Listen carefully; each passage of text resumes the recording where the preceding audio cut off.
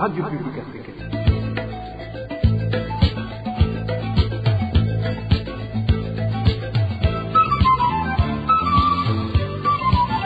Radio Publique Africaine.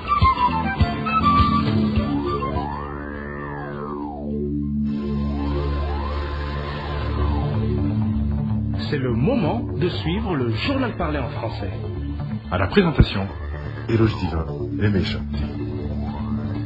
À la une de ce journal, confirmation ce jeudi par la Cour suprême de la condamnation à 10 ans de prison de la journaliste Floriane Ilangaviye et des sources proches de ces troupes parlent de l'influence de certains au cadre de la présidence pour la prise de ces décisions. Vous l'entendrez au début du journal.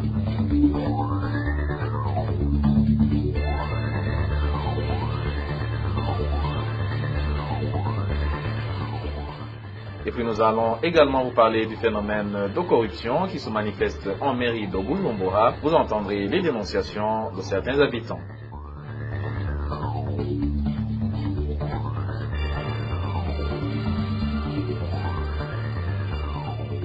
Et à Nyanzalak, nous sommes en province de Makamba. La santé des habitants qui vivent sur les bords du lac Tanganyika est menacée par le manque d'une bonne hygiène causée par le manque d'eau potable et des latrines. Voilà pour les titres. Bonsoir et bienvenue. Le développement, c'est dans quelques instants.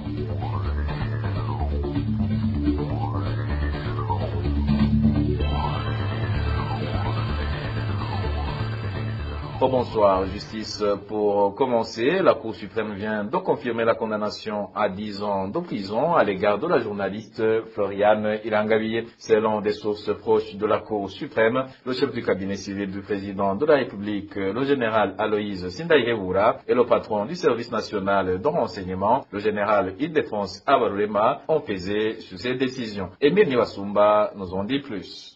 Dans la signification de l'arrêt transmis ce jeudi, la Cour suprême rejette le pourvoi en cassation dirigé par les avocats de Floriane Ilangaviye. Cette Cour juge infondée les irrégularités dénoncées par la partie défenderesse depuis l'arrestation de la journaliste en août 2022. La journaliste de la radio Igicaniro, Floriane Ilangaviye, a écopé de 10 ans de prison ferme pour atteinte à l'intégrité du territoire national. Elle doit payer aussi une amende d'1 million de francs burundais selon l'arrêt de la Cour d'appel de Bujumbura contre lequel la Cour suprême vient de rejeter le pourvoi. Mais selon nos sources proches de la Cour suprême, 2 généraux ont pesé sur la décision de cette instance judiciaire. Il s'agit du chef du cabinet civil du président de la République, général Aloïse Sindaihewura, ainsi que le patron du service national de renseignement, général Ildefonse Abarulema. C'est le général Aloïse Sindaihewura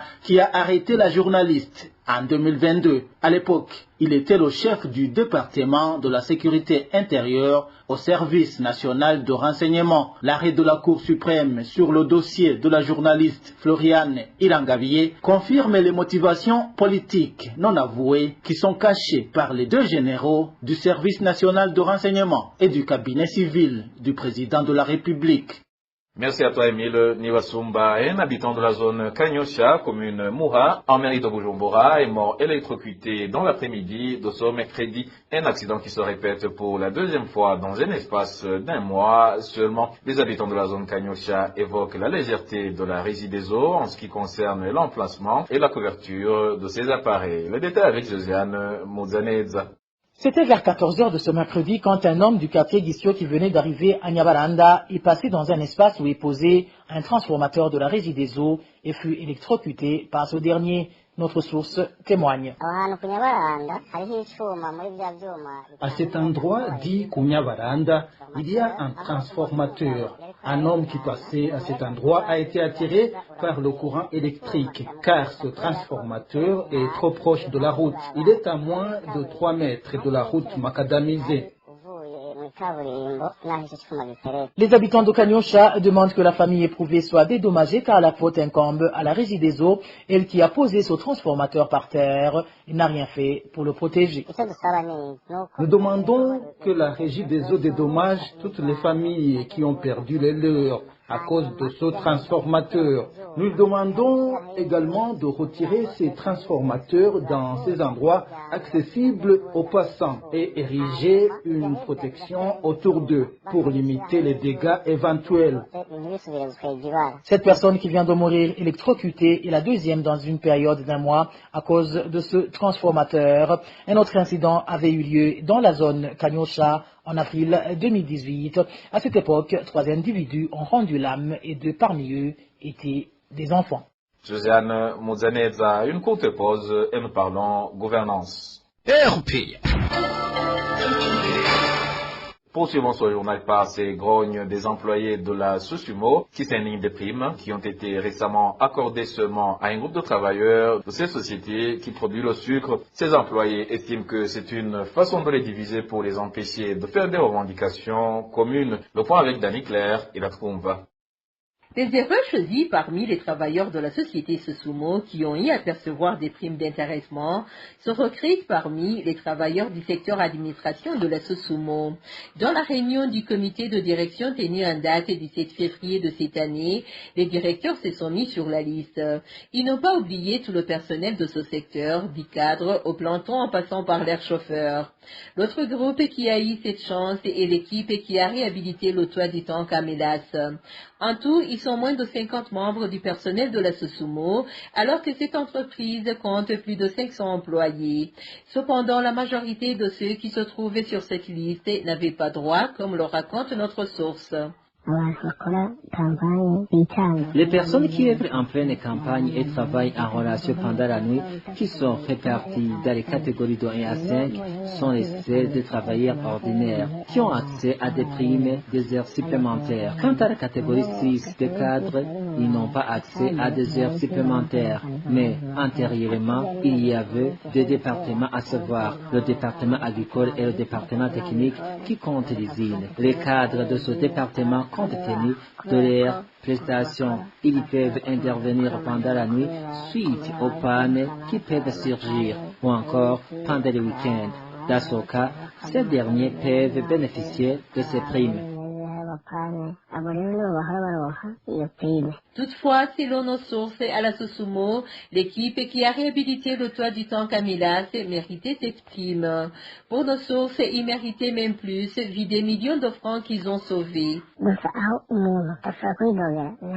Ceux à qui l'on ne pourrait pas se prendre sont les constructeurs de toits de tank à Mélas. Ils ne méritaient pas seulement ce qu'ils ont eu. Et le chef de cette équipe ne devait pas bénéficier de 250 000 francs seulement, puisque c'était un travail assez pénible. S'ils savaient interpeller l'entreprise Metalusa, ils auraient dépensé des millions et des milliers. Pour certains travailleurs de la Sosumo, cette pratique de primer une partie du personnel ne vise qu'à diviser le personnel. Nous aimerions avoir des éclaircissements à ce point s'il s'agit de l'argent à donner aux employés. Que tout le monde ait sa part, puisque tout le monde a travaillé de son mieux. Ce qui est étonnant, on entend parler d'un milieu pour la direction. Qu'est-ce qu'ils ont fait de plus que les autres? C'est scandaleux. Que la direction nous explique d'où est tirée cette référence de distribuer l'argent de telle sorte s'il y a des employés qui travaillent et d'autres pas, qu'on le sache. La rédaction de la RPA n'a pas encore pu joindre Aloïs Ndaïkengurukiye, administrateur directeur général de la Sosumo. Il était injoignable sur son téléphone portable. Finalement, la rédaction de la RPA a pu joindre sur téléphone Aloïse Ndaïkengurukiye, administrateur directeur général de la Sosumo. Il demande à ceux qui auraient des doutes sur les critères pris en compte quant aux intéressements octroyés à une partie du personnel de la Sosumo de l'approcher. Restons du côté de la Sosumo, mais cette fois-ci, focalisons-nous sur son produit qui est le sucre, devenu difficile à trouver dans différents coins du pays. Dans certaines localités de la province Rumongue, Karuzi et en mairie de Bujumbura, la petite quantité du sucre disponible est vendue par favoritisme ou compte tenu des mobiles politiques. Emmanuel Nyongeko nous fait le point. La distribution du sucre de ce jeudi sur la colline Ezone Gatete, commune et province de Lumongue, a eu lieu dans certains ménages des Imbonerakure. Seuls certains membres reconnus du parti CNDD-FDD ont bénéficié de ce sucre. Ils ont distribué du sucre dans certains ménages des Imbonerakure. Les ménages d'Anne Imbonerakure, connu sous le nom de Moïse, et le ménage du chef des Imbonerakure sur la colline du nom de Samuel, surnommé Eto. Chez Moïse, on a distribué 20 kg en faveur de la boutique du chef de zone du nom d'Ivete, Mimbadjidj. Ce sucre a été donné uniquement à certains membres du parti CNDD-FDD, mais ce n'est pas tous les membres du CNDD-FDD qui ont bénéficié de ce sucre. Même certains membres du parti au pouvoir se lamentent. Et pour les membres du parti de l'opposition, vraiment c'est grave. Ils n'ont rien obtenu. Même sans de cloche au chef-lieu de la province de Karuzi, le favoritisme et les mobiles politiques sont mis en avant pour la vente du sucre. Si vous n'êtes pas connu par les autorités et les partisans du CNDD-FDD, vous n'obtenez pas de sucre. Nous pensons qu'il y a ceux qui ont droit au sucre et d'autres non.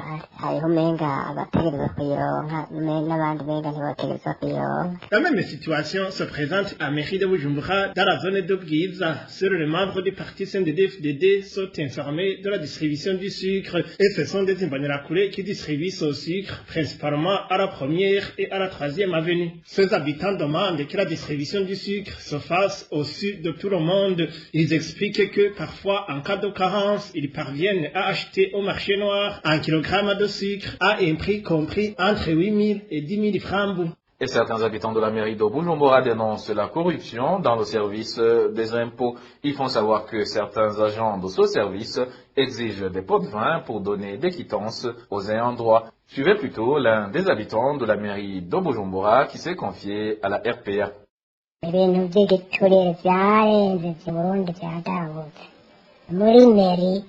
phénomène de la corruption se répand de plus en plus dans plusieurs secteurs de la vie du pays.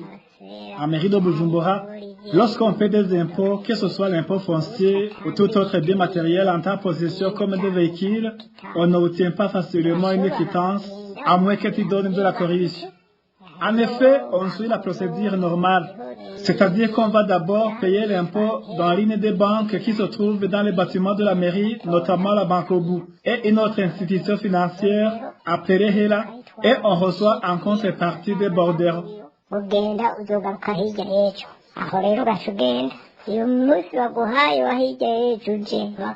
Après avoir obtenu ces borderons, on se dirige vers le service de la mairie chargé de la collecte des impôts pour déposer les borderons afin de recevoir des quittances. C'est à ce niveau qu'on a des problèmes. Ils te disent de déposer les borderons et de rentrer pour revenir récupérer les quittances après 3 jours. Quand on revient après les 3 jours, la réponse est toujours la même. Mais si tu donnes un billet de 10 000 francs ou 5 000 francs burundais, tu reçois directement la quittance. Ce sont les planteurs qui reçoivent de l'argent car ils collaborent avec ces agents du service des impôts de la mairie. Celui qui ne donne pas les pots de vin à ces agents du service des impôts de la mairie n'obtient pas facilement ce document attestant qu'on a payé l'impôt. À ce propos, nous avons contacté le maire de la ville de Bujumbura, Jimmy Atungimana. Il nous a indiqué qu'il n'était pas encore informé, qu'il va enquêter et que celui qui va être attrapé sera sanctionné exemplairement. Plusieurs routes qui ont été construites par l'entreprise française Sogea Satom se détériorent vite et certaines sont impraticables dans l'intervalle de 8 à 10 ans. Propos du ministre des Infrastructures, de l'Équipement et des Logements Sociaux, Dieudonné Dukundane. Il a annoncé ce lundi 12 février 2024, lors de sa descente sur la route nationale numéro 3, tronçon Rumongue-Gitaza, en cours de construction. Selon le ministre Dukundane, la société Sogea Satom ne respecte pas les règlements des contrats convenus au début des constructions. Pour le tronçon Rumongue-Gitaza attribué au groupement Sogea Satom, je pense que tout le monde a réalisé que c'est un projet qui n'avançait pas au rythme voulu. Mais dernièrement, quand nous avons reçu des rapports de nos experts et de la part de l'entreprise, même de la mission de contrôle, que même si on leur faisait les 18 milliards, ils ne vont plus faire les 30 km, mais plutôt 20 km ou légèrement moins. C'est inconcevable et en interrogeant davantage le contrat, c'est que la formule de révision des prix n'arrange à rien au gouvernement parce que une révision des prix qui intervient juste de façon temporaire. Aujourd'hui, dans les 18 milliards, ils sont en train de réclamer plus de 11 milliards. Donc je pense que si on reste dans une pareille situation, tout simplement, ce projet n'atteindra jamais ses résultats. Et cela, nous le disons par expérience, parce que c'est avec la même entreprise Sogea Satom que nous sommes en train d'enregistrer beaucoup d'ennuis sur pas mal de projets qu'ils ont réalisés ici chez nous. Regardez la route Gitega Karusi Muyinga, elle n'a pas duré 10 ans. Regardez la route Bubanza Ndora, route nationale numéro 9. C'est un calvaire. Regardez la route Nyamitanga Ruhwa Chibitoke. C'est pitoyable. Regardez le contournement de la ville de Gitega à l'exutoire de l'hôtel Tropitaire. C'est très accidenté. Mais pour l'opinion des usagers de cette route, on les garantit. Nous avons déjà donné des orientations à l'agence routière de garantir la praticabilité du reste du tronçon, c'est-à-dire de Minago jusqu'à Gitaza. L'ARB a déjà commencé à rendre la route praticable. Nous allons tout faire pour qu'au moins un engin ou deux restent sur cette piste pour que la praticabilité reste de mise.